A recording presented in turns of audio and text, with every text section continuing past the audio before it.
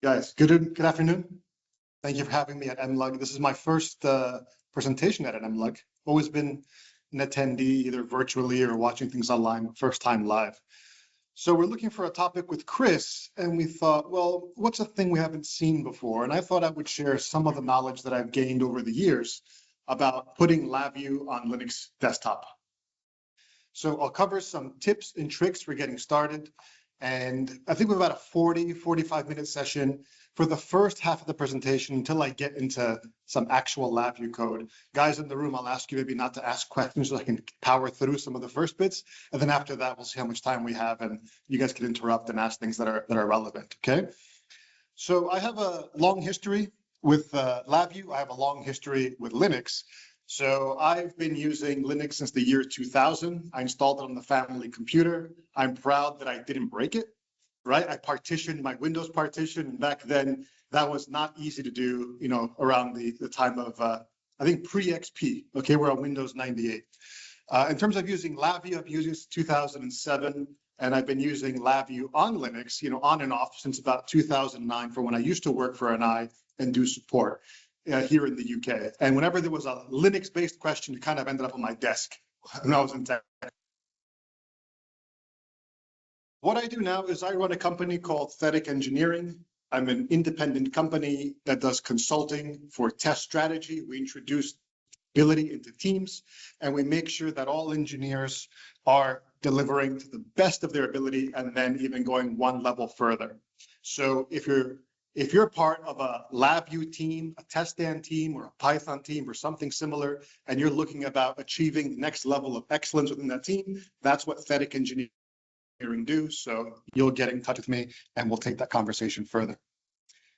We also do training courses that aim to not compete with the NI platform, rather complete it. So adding additional courses that aren't quite there in the NI repertoire that really get close to home with what engineers are doing in the real world with LabVIEW, as opposed to learning just all the different buttons do. So in today's session, we're going to have a brief overview of Linux in general for the desktops to make sure we're all on the same page. We're then going to look at the options for getting LabVIEW on Linux desktop. We're going to point out some of the challenges for the new users and how to overcome those so you can have the best experience. And then we'll look at some additional resources you can get help with. So in this session, I have some demos, but they're all screen recordings, okay? So they'll be playing off the PowerPoint presentation in the room, but also online. Some of them will be at a slightly fast pace, but because I know that Chris and Lat51 record all of these and publish them, I know they're going to be available later on YouTube for you to go back and watch it in slow motion, okay? What I don't want to do is have a session where you're all looking at me typing commands in the terminal, as people always associate with Linux. We seem to have lost the video in the room. Perhaps I'm stepping on the cable. All right. Just to be clear about what we're not talking about today, just while this projector tries to figure out what we're doing here in the room, we're not going to be talking about or arguing about what is the best Linux distro or distribution. If you've considered using LabVIEW, if you consider using Linux on your desktop, you've already ended up at one. You've already picked a reason for being on that one. So great, that's a great choice. We're only going to measure how compatible it is with LabVIEW in this session. We're not going to talk about NI Linux RT. That's an entirely separate topic. That's something else Linux related. So it's not about getting real-time LabVIEW on there. And we're not going to talk about how to get LabVIEW to run on a Raspberry Pi or any kind of other ARM-based computer. It's a session that's purely for how do you get your same Dell, HP, Lenovo computer, whatever it is, running Linux, and then running LabVIEW in the user environment on Linux. And so it's no fun just to arbitrarily talk about different topics. So I thought we'd set ourselves a little goal. And the goal is that we have a laptop, as we said. We want to do a serial connection over a serial port and then connect to an instrument and get some data back. And so that's what we're driving towards in this session. And to do so, we kind of think about what we need, the different pieces. Well, first we need an operating system. We're going to choose, in our case, Ubuntu as the Linux distro of choice for this demo. And then we're going to use LabVIEW 2024 Q3 because that's what I happen to still be using. And because we're doing serial communication, we're going to need NI Visa and we'll need a VI. So like the simple serial VI from the example finder. Finally, we need a serial port and some hardware. Now, I physically don't have this hardware with me. I actually don't have it at my home office either. But what I do have is something from the training courses that I run, which is a Raspberry Pi Pico that's been programmed with a firmware to act as a serial Visa device. Okay, more on this in a moment, but it looks like this. It's physically not attached. There's no magic tricks here. These are recordings when it was attached to my computer. If you guys want to see more about that, come to me in a minute. So just as a reminder then, what we're trying to do in LabVIEW is we usually reserve the serial instrument. We then send star IDN question mark down the serial port, and then the instrument captures that information and then returns some response where it identifies itself. So everyone in the room, you've kind of seen star IDN question mark at some point. This is sort of the basics of using LabVIEW with a real instrument, okay? So we're gonna repeat that, but in the Linux operating system.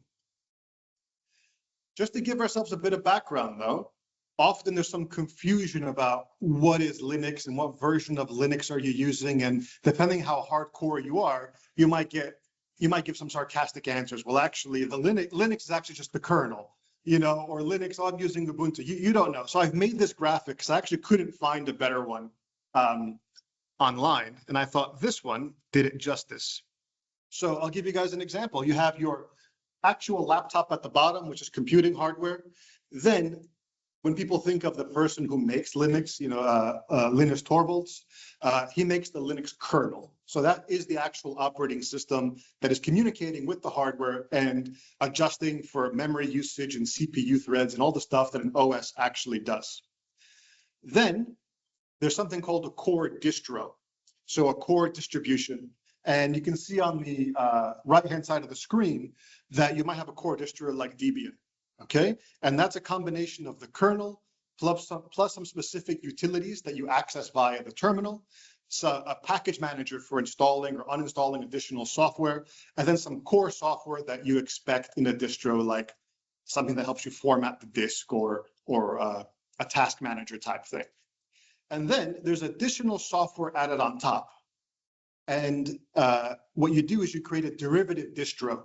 A derivative distro has a kind of philosophy. It says, I want to have the most user-friendly approach, or I want to have the more security-conscious approach, or perhaps I want to have people migrate over from Windows. For whatever reason, someone decides to then take a core distro and build on top of that by adding a desktop environment, which is the way you visually interact with the kernel and the computer, a window manager for how different windows appear on that desktop environment, and any additional software they think is relevant, like having a type of Office package or adding a VLC or some other software that just makes someone use their computer as soon as it comes out of the, as soon as it reboots after the installation. And then on top of that, there's you, the user. You take the distro, you apply it to your laptop or your desktop, and then you download additional software like LabVIEW or other scientific packages that you think are relevant for you. Okay, so I hope that was a good summary slide to sort of separate the different layers in which you interact with the computer when it comes to Linux. And we're focusing on that orange icon, which is the logo for Ubuntu, which is what we're going to use in all the demos going forward. It's one of the more popular distributions that has a nice balance between user friendliness and getting started, while also giving you access to everything you need without obfuscating too much. So where does my most recent experience come from regarding using LabVIEW on Linux? So I'm at the top of the presentation, I said that I do training courses. That's a professional service, but also in parallel, I'm part of a volunteer group called the Community Training Initiative. You may have heard of it at GDevCon if you speak to Steve Watts or other people. And there was a core idea, which was, how do we get anyone to learn LabVIEW in any way possible at the least cost possible, the lowest cost possible, even potentially free. And so there's a lot of open source things that we've done together. So Steve Watts had the idea. A person named Derek Bomarito made the firmware for the Pico so that it's a NI Visa compatible serial device. NI has LabVIEW Community Edition for learning at no cost. And then my job is to make a downloadable virtual machine. So we take a derivative of a derivative. Instead of Ubuntu, we get Lubuntu, which is a lightweight, super lightweight version of Ubuntu with maybe a more of a Windows 98-esque user interface. But the point is, Steve said, how can we get this download as small as possible? So we have a virtual machine where you can download Lubuntu and LabVIEW Community Edition already distributed inside of it. So when you download it off gcentral.org, within 4 to 5 gigabytes, you can now have a virtual machine on your computer that doesn't break anything of yours, that you can learn to use LabVIEW, okay? Begin. Sorry, no question. No, you can ask the question. You need a piece of software called VirtualBox, which is also open source, but any one of the other things like Hyper-V, which is built into Windows, or say VMware, if you have those licenses already, then I export it in a way that you can import it into any one of those tools. But all the instructions are in VirtualBox, just to keep it consistent. And on top of that, we have course material that anyone can write. So if anyone in this room wants to write a chapter on some interesting topic in LabVIEW, then you're welcome to contribute to this project. More about that after this presentation. But my point was, I have to make this virtual machine on Linux because it's an open source OS and we can distribute it. And then NI has allowed us to distribute LabVIEW Community Edition inside that OS. And so therefore, we wanted LabVIEW to look as good and feel as good as possible when someone starts up right away. And so I've had to pull a few tricks out of a hat to make sure that LabVIEW on Linux actually operates the way it does on Windows.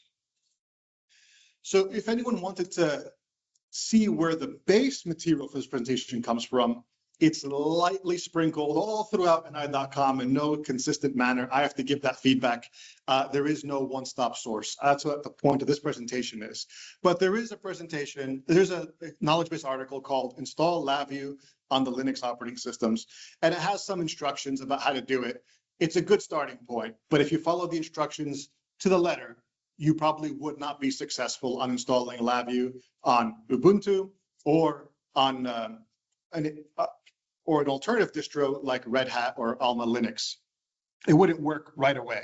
But as I had a couple of years of experience of using Linux, I could see through the lines, read between the lines and add additional bits. So we still have our goal though, right? And our goal was, let's get a serial response out of a serial device into LabVIEW. So from a Windows user perspective, right now, if you have a blank Windows computer, you have something called the NI Package Manager. And you go to NI Package Manager and you say, I need to install some tools. I need to install LabVIEW, that's what we're talking about. I need a driver called NI Visa, which does our serial communication. And I'll need Macs to be able to do test panels and interact with hardware. And then I'll need probably VI Package Manager because you need to have add-ons for your copy of LabVIEW. And so all of these things would come from NI Package Manager. And we know where to get that. It installs with everything. You'd have no trouble doing it. And of course, you'd write some code, execute, and so on and so forth. So let's take that perspective and now apply it to Linux. How would I even install LabVIEW on Linux? NI Package Manager is a Windows-only application. So I have to point out here that actually Linux has always been using package managers. It's part of one of the core boxes I showed you in my graphic. The way that anyone gets any additional software on their copy of Linux is through a package manager, okay? And in fact, if you look deep under the hood into the white papers, NI's package manager is just following the Debian principles, but with an additional user-friendly layer on top, okay? Which is great. I'm a package manager power user from that point of view. So let's take the same graphic and apply it to Ubuntu. So we have our operating system.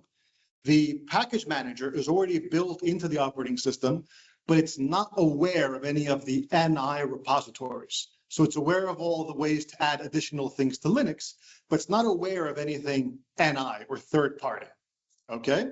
So from there, theoretically, we can maybe add a feed, add a link to a repository that NI is hosting. We could get LabVIEW, we can get Visa. Ooh, Max is Windows only, so we have to find a workaround to that. And then also VI Package Manager, I just put a question mark there. It takes a little bit of work, but we'll get there. There is a Linux desktop version. And then eventually write the same code and execute it, okay? It's worth pointing out that LabVIEW VIs that you wrote within the Windows environment can be opened up in the Linux environment as well. So it's just a straight VI. If you're using Windows only features, of course, it's not able to use those Windows only features, but ultimately LabVIEW code within LabVIEW is pretty much the same. It's worth pointing that out in case it wasn't clear. So I'm not going to talk about LabVIEW Professional or LabVIEW Full or Base, just LabVIEW Community at this point, because I've made the assumption that everyone here wants to experiment and use the Community Edition. They're not trying to professionally use LabVIEW at this point. You're going to go to your own computer, a side computer, a virtual machine. So let's talk about LabVIEW Community Edition. So the way you get started is you go on to your Firefox browser or whatever you have on your Linux distribution. You go to ni.com/downloads, you find LabVIEW, you find the version of choice, make sure you choose Linux in the top dropdown, and then make sure you select Community from the radio buttons, okay? And I want you to notice how on the right-hand side, the download is only a couple hundred kilobytes. It's not 5 gigabyte installation, right? That's because this file is what adds the NI repository into your Linux package manager. Okay, so the first step is make your copy of Linux aware of where all the NI tools can be installed from. And then the second step is actually install your NI tools. Okay, so we get our couple of hundred kilobytes and then we proceed with the software installation. So I have some video recordings. Now, if anyone has never used Linux, you have your desktop environment. It looks a little bit different than perhaps, say, Windows. I have the taskbar, quote unquote, on the left-hand side. They have other names for these things in the Ubuntu world, but I'm going to try and use the similar terminology across the Windows operating system. I have my taskbar on the left-hand side. I have my windows. They have this rounded look. And you can still work through File Explorer in the same way you normally do. But as soon as you want to do anything interesting, anything engineering related, like install additional software, you have to use the terminal. So we've moved away in the Windows world from using DOS and bringing up terminal. We're kind of coming back to it now as we have more and more programmers in the world. But actually, we can download the zip, but everything from this point forward is actually within terminal to add the packages. You can try double clicking the files in Linux on a desktop, and they won't really do anything. You won't have the permissions to do so. Okay, so there's our LabVIEW download. That was 200 kilobytes. We go into terminal. We, of course, have to enter the directory. The syntax is different from Windows, but you unzip the folder. And then once you unzip the folder, you'll have these files that NI has provided. So you'll notice some of them have extension RPM, some of them have extension DEB. So if you're on the Ubuntu or other Debian variants, you use the .deb files. If you're on Alma Linux or some kind of Red Hat variant, you use the RPM files. It has to do with how the distro works with binary files. So we're installing our NI LabVIEW 2024 community repository, and then it's done. So that's the process of making the Ubuntu package manager aware of the NI download location. The most important step after you add that package is to do sudo apt update, which says you have a new feed, go off to that feed and actually populate it with the list of things that I can install. So how do you know what to type in terminal to actually install LabVIEW then? Well, now that you have the NI feed inside your package manager, you can do sudo apt, which is the command for the package manager, install, and then NI, and then press tab. And then what it showed there in the video was it kind of gave you a list of anything that starts with NI. And within there you go, ooh, I guess I want LabVIEW 2024 community, which is in the bottom left, here in the blurry side if you're in the room. Okay, so you know what you're looking for, and you follow the install command. Again, the recording will have these all in detail. So sudo apt install NI, and then LabVIEW community. If you press tab, it autofills, and that's what we're pausing for here. And we're not going to watch the entire install, I promise. It's just the getting started bit for the record. But as it goes off, it then says, I need to install about 700 megabytes, which is about the size of LabVIEW without any add-ons. Should I continue? And the answer is yes. So running. But what's happening now is that the LabVIEW Community Edition isn't just, the LabVIEW application. There's other dependencies that every installation has. And so this knows, the way that NI has packaged this, it knows what other dependencies you need to get LabVIEW to actually start up on this operating system. And actually that was sped up quite a bit with fast forward on my side, but that's kind of the process. So theoretically then, you now have LabVIEW. We don't have Visa, we don't have Max or that stuff yet, but we should have LabVIEW installed on the OS, which means that if I go into the equivalent of the start menu, which is the launcher, which is in this bottom left-hand corner here, you have the LabVIEW icon you can click, you launch it, and because Community Edition, you're asked to activate it. Okay, and that's LabVIEW ready to go. Once you activate it, it will actually work. So I asked you guys to hold questions up until kind of about now that we have LabVIEW on screen. So any questions so far? I thought I would just pause and ask. No? Okay. Now, what about drivers? It's a similar situation. You go to ni.com, you search the phrase NI Linux device drivers. And again, you have to select the appropriate version that matches kind of your installation. So if you have LabVIEW 2024, don't pick any drivers that are older than 2024 from the drop-down list. Try and match it to that version or greater. So I'm trying to do a direct match here. Again, you can see it's only a couple of 100 kilobytes. These aren't all the drivers that NI has. This is a link to all the drivers that NI has. So we're making our Ubuntu package manager aware of what NI has published as downloadable and installable drivers. So it's a similar scenario. I have fast forward the unzipping part. So again, look at the extensions here. RPM are the files for distros that are based on Red Hat Linux, like Alma Linux or similar. And then Deb is for Debian-based distros like we have in Ubuntu, Lubuntu, and so on. And you'll notice that there's also a lot of files here, and some of them say the phrase static, and some of them say the phrase stream there in red. So why would NI be publishing so many different types of repositories that we can access? And what I wanted to point out is that a lot of people will choose Linux for different reasons. But one of the main reasons is to have a stable, immutable system. One where an update doesn't break a life-critical application or something similar like that. And so NI has come a very long way from 2009 when I first used anything Linux related and NI software. So there's been a lot of thought process got into it from what I can see.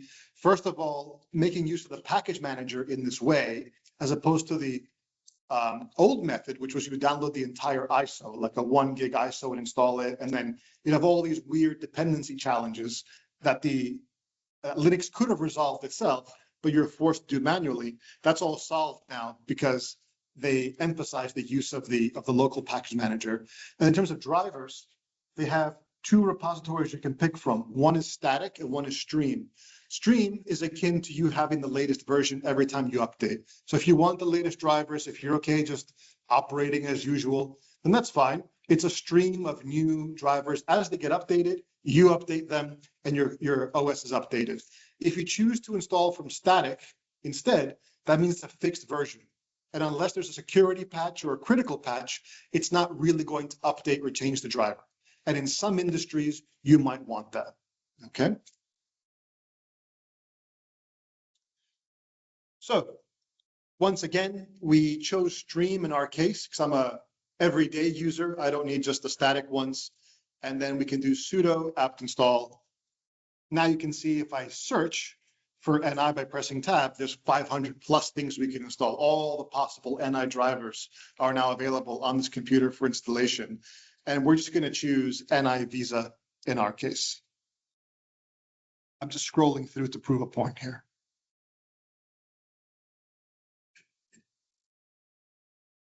Okay. So we've gotten as far as having an OS on our computer. We have a LabVIEW on our computer, and in a moment we're going to have NI Visa. But NI Visa is quite basic. I think we can all agree it's the starting point, but we all have much more interesting hardware that we work with, either PXI or DAC cards or whatever those instruments are. So there is a website it's mentioned here at the bottom.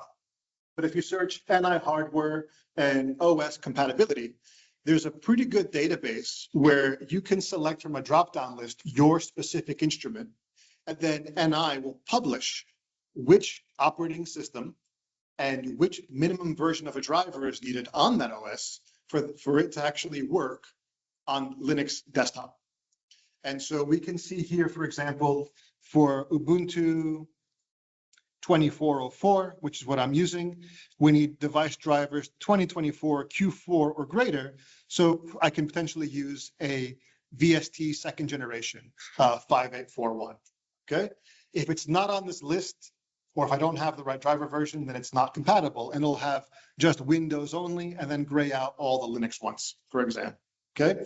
So I would say if you're thinking of deciding whether or not your test hardware can actually work on Linux for desktop, you should go to this website and check all your individual instruments. You might find there's something that doesn't have a driver on Linux. And then you might ask yourself, well, what are the drivers actually called? That's all text-based in terminal. I don't even know what to type in there. You can search and spend hours, but there's another website, another page on NI.com called NI driver support for Linux distributions. And again, you can see in one of the columns the names of all the packages. You can scroll down and see, okay, for DAC-MX, it's actually called this. Type in this command and press enter in my package manager, and it'll install. And it'll also suggest additional optional packages. So a little bit of a trick here. Let's look at 488. Let's look at DAC-MX, for example. You can install NI DAC-MX, but there's an optional package that wouldn't automatically be installed, which is actually the DAC-MX support files for LabVIEW. So you can install DAC-MX, which is the driver, and your hardware is recognized. That gets you on the OS. But to actually get the VIs in the palette in LabVIEW, you also have to install the optional add-on, which is DAC-MX LabVIEW support. And then it actually adds it into the palette. So one of the reasons people tend to use Linux a lot is because you can load quite a lot into the kernel, so effectively make the OS do things without having to reboot. It's kind of a philosophy that was very important back in the day when Windows 98 would blue screen all the time. Okay, now with Windows 10 and Windows 11, we're a lot more stable, but there's very few times you actually have to reboot. Typically with Linux. And one of those times is when you install additional drivers for hardware, especially NI hardware.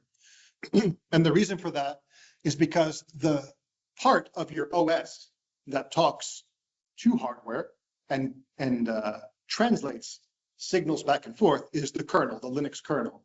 And an NI driver adds an additional kernel module to that kernel.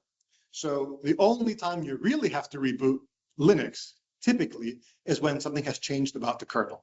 So make sure when you install hardware, you actually reboot. So excuse me, install drivers, you actually reboot. So we have LabVIEW and we have our Visa driver. Now, the first thing you do, and we used to say this in tech support, is you don't start writing LabVIEW code, you don't start writing Python code. The first thing you do is you go to Max and you test your connection. That's why it's there. That should be the first step for anyone who connects with hardware. Can you test it first outside your software environment? So if you're used to Macs, that's great. But if you're on Windows, it's worth noting that for a couple of years, NI has been installing an additional tool called the NI Hardware Configuration Utility. So whereas Max is Windows only because it uses Windows only technology, the NI hardware configuration utility is cross-platform. I think it's the direction that NI wanted to go with. It doesn't have all the features of Max, but at the same time, it doesn't crash the same way Max crashes, okay? It crashes in whole different kinds of ways, but hopefully less, okay? So we're not going to install Max. We're going to install the NI hardware configuration utility. And again, we go to terminal because it's part of the driver repository. You just, again, if you know what to type, it's easy enough. It's also in the help files, but it'll take you a while to come around to reading those. Sudo apt install NI hardware and then tab, and it kind of autofills. And then it'll install, and you'll have the hardware configuration utility, okay?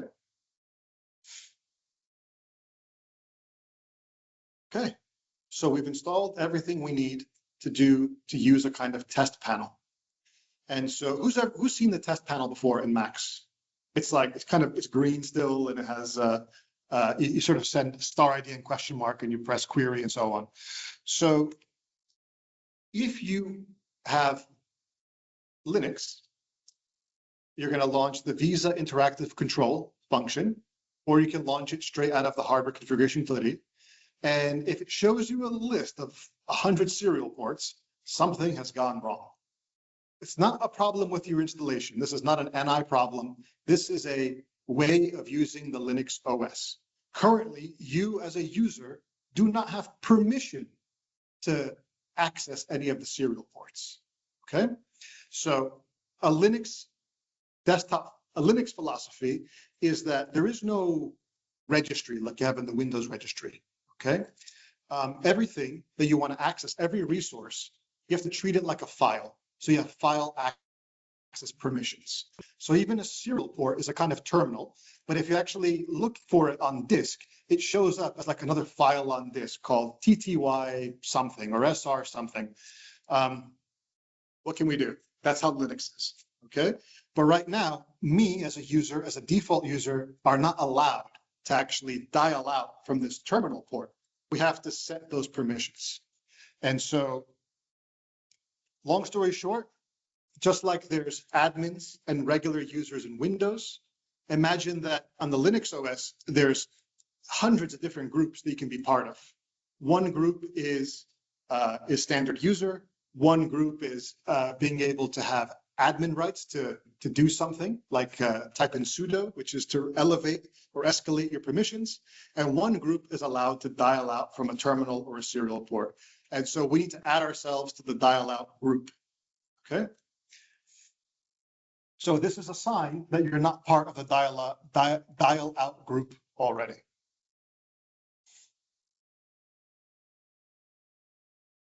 This wouldn't be found in any of the documentation from NI because not everybody needs to use serial, but I thought I would let you know that in the most basic testing example, you have to do this. So I typed in groups $user, which is my user. It just says whatever the current user is. It happens to be eng in this case. And it says eng is part of the sudo group and some VirtualBox group, but it's not part of the dial-out group, okay? So I'll skip over this one about the philosophy about the file, and I'll just go to setting yourself as being able to dial out. So there's a command called gpassword --add to add eng the user to the group dial out. We press OK, and then we reboot afterwards, and now we have dial out access. We're part of the group. So you can see now I'm part of the group, which I wasn't part of before. Okay.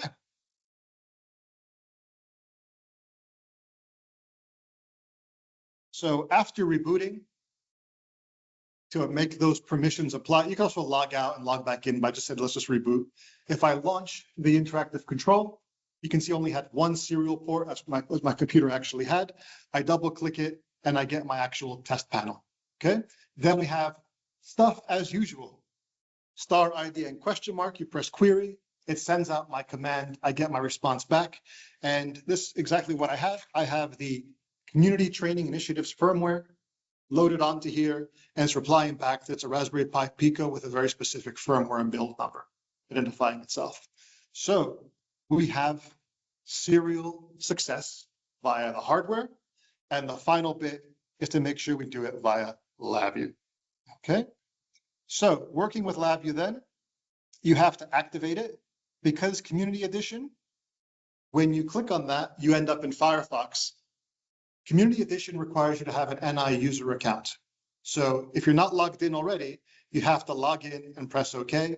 And then the trick here is to give it enough time to cross the internet and come back with an answer. So it might look like it's stalled, but actually, if you wait long enough, eventually LabVIEW will pop up with the getting started window just to let you know. So this could stay on your screen for quite a long time.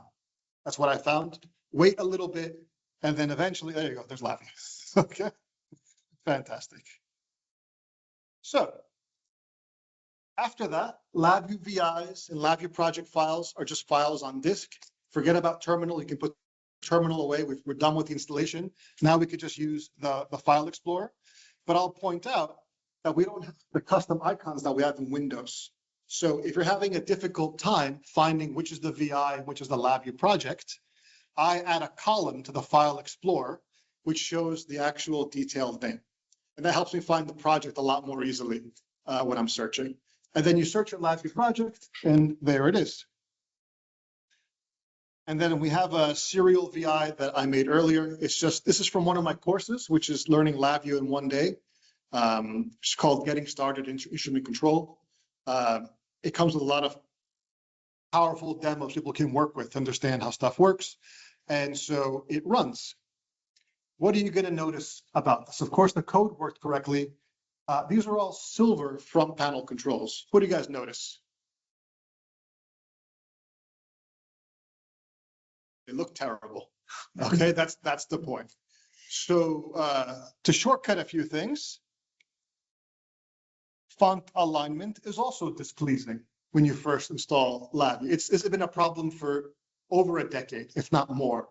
You install LabVIEW, and for some reason, all the fonts are in the wrong place. Not for some reason, I can tell you the reason, but it just doesn't look right. It looks displeasing. It's the only way to say it. If you just want to get on with your work, it works, but it's not enjoyable, okay?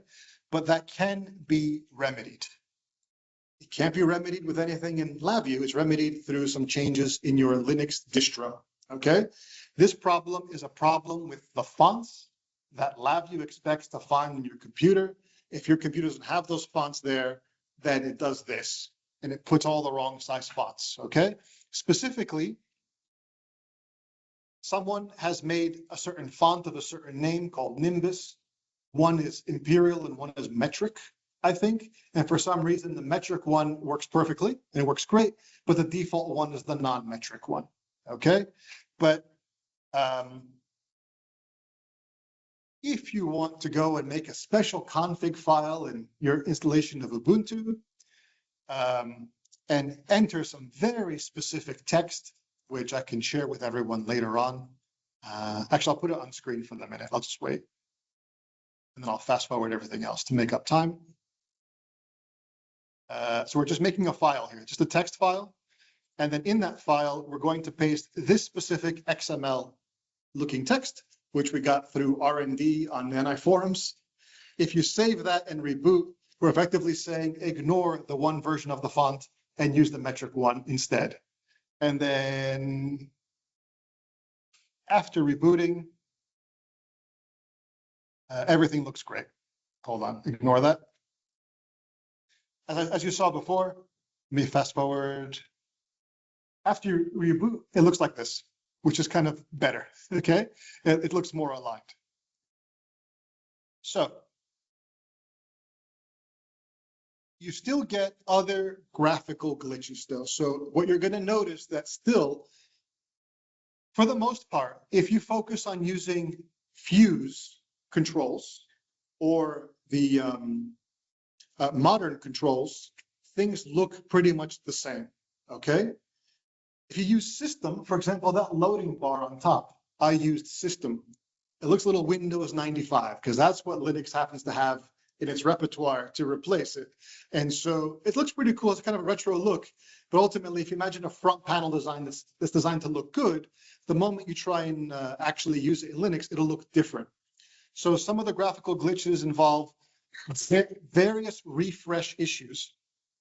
So if you look at the top, when I maximize, something funny going on there with the icon. You can see it's kind of like duplicated it. When you press run, it refreshes and it goes away. And then there's the button spacing is different. So that OK button was way too close to the bottom of the window, even though on Windows they had plenty of space. And then on the left-hand side, that text, which is preparation, data capture, data analysis, that fit perfectly on the Windows side. But the font sizing is treated differently in general. Okay. Otherwise, the controls and indicators are fine. Something that I haven't managed to fix is that if you like making icons out of text, where you press Control Space and Control K, and it takes the name of the file and it makes it into a text icon, it does this instead. Okay. And I haven't managed to fix it. Again, it has to do with fonts. It's an imperfect process. It's been like that for a while. And then finally, don't use silver, but where you can, try and use Fuse and try and use Modern, which is great. I think Fuse looks fantastic on Linux. Finally, this is not really a LabVIEW problem, but on Linux, file paths are different, just like on Mac, they're different and so on. So we write file paths with backslashes in Windows, so C / whatever. The file system is different on Linux, and also you have to use /. So if you were to save some path as a constant, you're going to get error messages because the path can't be found. So I'll give you some advice, which is if you choose to use the file constant VIs inside the palette and build up relative paths, internally, NI has programmed what the appropriate formatting is for these paths. Okay, so as always, don't use absolute paths. That's a LabVIEW rule. But specifically, if you're going to do cross-platform, especially don't have a hard-coded path. Try and build it up relatively, or try and have some kind of conditional disable or something that changes paths depending if the OS is detected as Windows or Linux. And just wrapping up, my favorite VI for paths is this unsung hero on the right-hand side called Get System Directory. So it gives you an enum or a ring control rather, and then based on some of the known locations of your OS, like what is the current user's home? You know, where is the temp directory on this OS? Where is the public directory for sharing files? Windows outputs this on the right-hand side, and then the Linux version is on the left-hand side. This is courtesy of NI. Okay, so consider using this VI as a starting point for building up relative paths when you don't really know what the file system is on the other OS.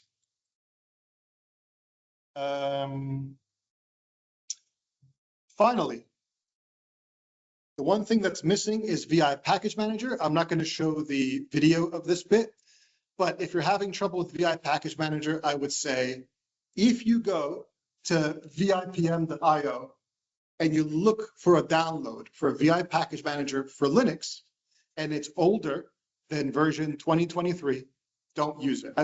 At the time of this recording, that's the one that's published online. Even they themselves don't use it.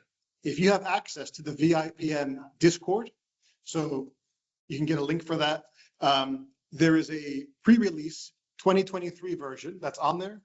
You can download that and install it through a bash script or shell script, excuse me, and then it installs a different version of VIPM and it works perfectly fine. Okay, we're going to skip over that video just to wrap up. So in conclusion, we set ourselves a goal, which was we're going to come from the Windows experience. We're going to try out Linux desktop.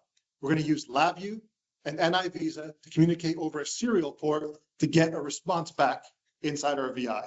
And we've achieved that. And on top of that, we've added additional changes to LabVIEW on Linux using fonts, adjusting for different disk issues, and of course, VIPM to make sure that we have the kind of experience that we expect, that we're used to.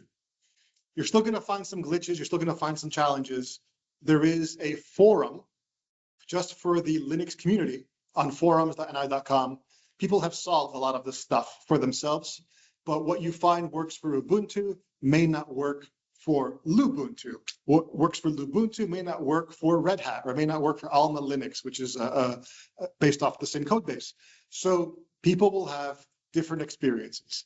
And that's the nature of an open platform where everybody can choose the thing that's right for them for either stability, security, or whatever the reason is to be on Linux. And therefore, one piece of software has to work across all of those, okay? I can say at least this is true. The installation experience is a lot easier than it used to be in 2009. After that, we're just, there's still a lot to do, but if you need it, it works. That's the end.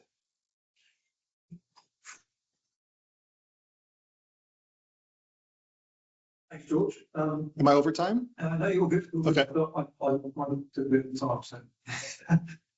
Any questions from the room? So, Yes, Wes. sorry, if you repeat the question so that people can hear. Yeah, okay. Thanks. Make it short, Wes, so I don't forget it. Yeah. Are there significant limitations to the LabVIEW port to Linux for most of us? So Wes has asked, are there significant limitations to LabVIEW on Linux for most of us? So by most of us, I imagine people who attend a user group, who have the ability to get in touch with NI, who have friends they can talk with and get some help. Real world, big scale application. In real world, big scale applications, you have to first watch out for which add-ons or modules from NI you might be needing, because not all of them are Linux compatible. So let's get that one out of the way. However, if you're using LabVIEW and then you want to do something like a DQMH or Actor Framework, which is effectively built on LabVIEW principles, my understanding is that the LabVIEW code will just work. There's no special add-ons. They're not using .NET or ActiveX, which are Windows-only technologies. So the answer is most likely not. If you just want to have a VI with lots of VIs in it, it'll be okay. You do get some advantages as well. For example, I find that I can load LabVIEW a lot faster on Linux, even if I add a bunch of other tools or add-ons on there, and I have a better access to the file system. But as long as you're aware of your permission challenges to make sure that things like, SQLite databases that you put on disk or something like that, they might operate faster when you're actually running them, but you'll forget that you may not have permissions to access that file type. Okay, so you have to watch out for those permissions at all times. It's a security conscious kernel. Thank you. Okay. Any other questions? 64-bit online. Yeah, so Chris Roebuck has said, is this 64-bit only? The answer is yes. So on Linux, there's 64-bit only installations. And yeah, that's okay. It's not a bad thing. Yes. Yeah, do you see any advantages perhaps looking at Linux in the future for better protection? For large installations, we'll generally do LabVIEW on Windows, that's fine. But we get more attacks from IT wanting to use our computers or suppliers with their own computers. And it's nice to keep that divide between us, where they see our computer part of a machine being just part of a big box of electronics. Right. Keep away. Do you see any advantage of moving to Linux to help clarify that divide between the ITs? So the question was, IT, if I summarize it, IT is ever more enforcing additional security requirements onto scientific machines. Is there any benefit to turning that scientific PC into a Linux-based one so they could treat it more like a box in itself as opposed to a computer? So I think the short answer is there, you're describing an embedded system from my point of view. So you have a computer that should be treated like a black box. So going to Linux doesn't change the fact that it's still an OS with vulnerabilities. What changes it from a standard desktop to an embedded system is that you're making some conscious decisions about how the OS boots up, what it's permitted to do and what it's not permitted to do. And if you can prove that it does only the thing it's supposed to do and nothing else, then IT will treat it like a black box. One of the channels for that is if you don't want Linux for desktop, if you actually have a system that's running NI Linux real time, by definition, it's just the kernel with some additional NI packages. There's no user interface necessarily. And because there's no user interface on the PC itself, they have to treat it like a black box, right? It's hidden away behind a cabinet. It's up to you then to decide how you interact with it, with say a separate LabVIEW application outside the cabinet and how it passes commands and responses back and forth. So that's one way to do it. We could talk more about it, but there's no right answer. I think the answer is make a choice as to why it has to be embedded into a box. And if it's just to sort of get IT off your back, there's certain choices you make. But if it's because the application requires it, you make other choices.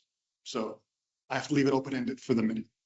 If you guys want to get in touch, or if you're online, you want to get in touch, that QR code takes you to my LinkedIn. Please go ahead and connect. That's my direct phone number and email address that you can access if you need me for any questions about this, for joining the right communities, if you're interested in this, or if you're looking for the services the company provides. Thank you. Okay. Thanks, George.